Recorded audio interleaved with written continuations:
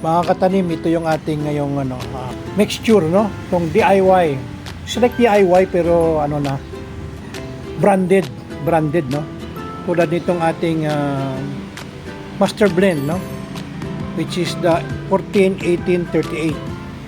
Yan po ay master blend ang brand niya. Isubok na kasi ito kaya medyo yan ang ginagamit ko. Tomato formula. Kasi po yan talagang specially for tomato, pero pwede rin sa ibang plant, yung leafy vegetables pwede rin siya. Pag tomato formula kasi, pag fruiting plant, medyo mataas ang niya kanyang nutrients requirement. So yan yung Epsom salt, yan ang Epsom salt. Yung tatlong yan yung ating i-mix sa ating solution, yung nutrient solution, pagkain ng ating halaman. So calcium nitrate, 14-18-38 or master blend, tomato formula, and Epsom salt. Ngayon, paano ang dami ng mixture? So itong calcium nitrate at saka master blend 14-18-38, pareho sila guys, equal ang amount nila, no? Except yung Epsom salt, kalahati lang siya doon sa dalawa. Kung ano yung ratio ng dalawa is 1:1, is ito naman is 1:1/2 per liter, no? 0.65 grams per liter of water. So kung halimbawa meron kang 100 liters, that would be 65 grams, no? So ito namang Epsom salt, kalahati doon. So kalahati ng 65 is 32.5, no? Yan. So ayan, magbe-blend na tayo. Ayan na po. So, sa pamagitan ng aking computation, yung 100 liters base dito sa requirement as a recommendation nila is 0.65 grams per liter. So ito po ang ginagamit natin, digital weighing scale, no? Pang maliitan lang to, by grams, no? By grams. So power on. Ayan. Ito yung ating minus tare weight niya, may tare weight ito. So yan po ang bigat ng ating no? So, tatanggalin natin yung tare weight niyan. So, para mag 0-0 na yan. Ayan. 0-0 na yan. Ayan. Ayan, 65.7. Okay lang yan kahit hindi masyadong eksakto, no? Ayan na. So, guys, nilalagay ko yan dito, guys. Sa ibote para isi-shake ko yan. Isi-shake ko yan. Kasi magandang mag-mix.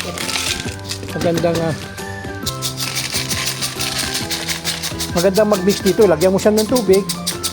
Dito mo siya i-mix para talagang tunaw na tunaw, no? Pag yan mo siya i-mix yan. Ganon din guys yung ating master blend. Ganon din 65 grams per 100 liters of water. No? 65 grams per 100 liters of water. Ayan. May konting butal, okay lang yan. Ganon din guys, ilalagay natin siya dito sa ating yan.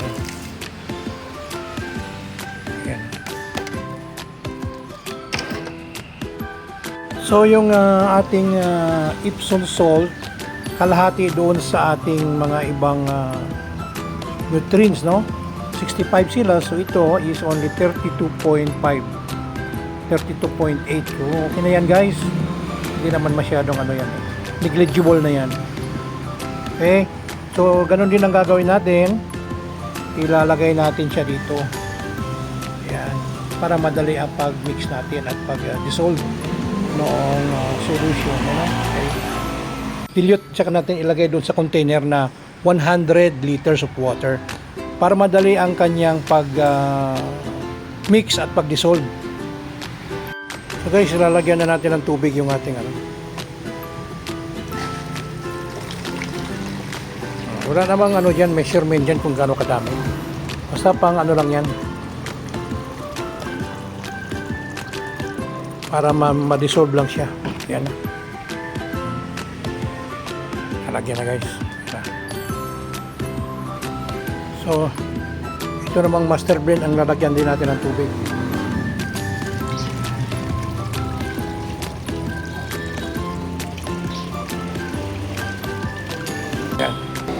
So, ito naman calcium nitrate ang lagyan natin ng tubig.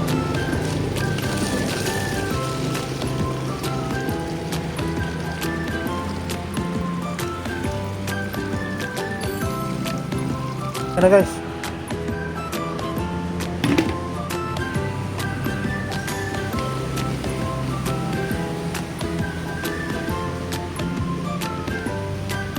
Takpan, tapos shake. Ayan. Shake mo sila lahat.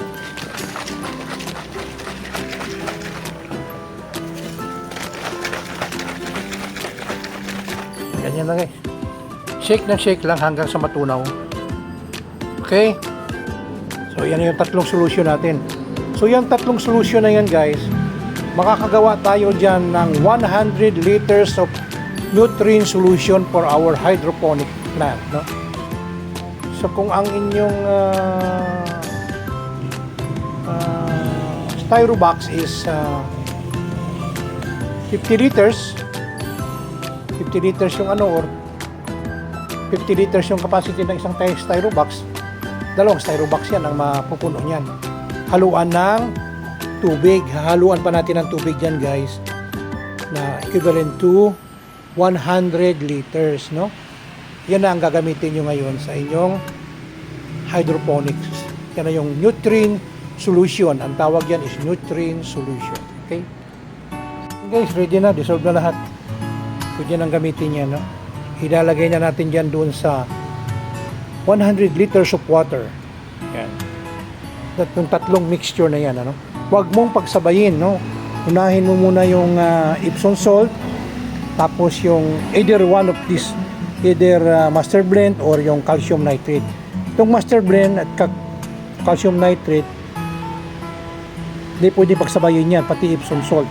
Mauna muna ito, kasunod yung master blend, then yung calcium nitrate, no? Yan. So ganyan ang ganyan ang ating procedure, okay? Pag nagmix na kayo doon sa 100 liters of water, hindi pwedeng pagsabayin. Okay, no? Isa-isa ang paglagay doon, tapos mix. Mekos lang, okay? Una itong Epsom salt, kasunod yung itong calcium nitrate or itong kayang master blend, tapos mekos pagka nahulog mo na uli iyon, tapos na ito naman mekos. Yan. Ngayon kung gusto mo pa talaga accurate ang iyong solution, pwede mong i-test yung yung kanyang dissolved solid, no? ppm, parts per million of dissolved solid in a solution, no? So gagamit ka ng ppm meter reader, no? Yun lang yung tinuro ko noon na kung paano gamitin yan. Tingnan nyo na lang yung previous video natin, okay? So usually sa plant, sabi ko nga 800 to 1000 ppm ideal na yan, no?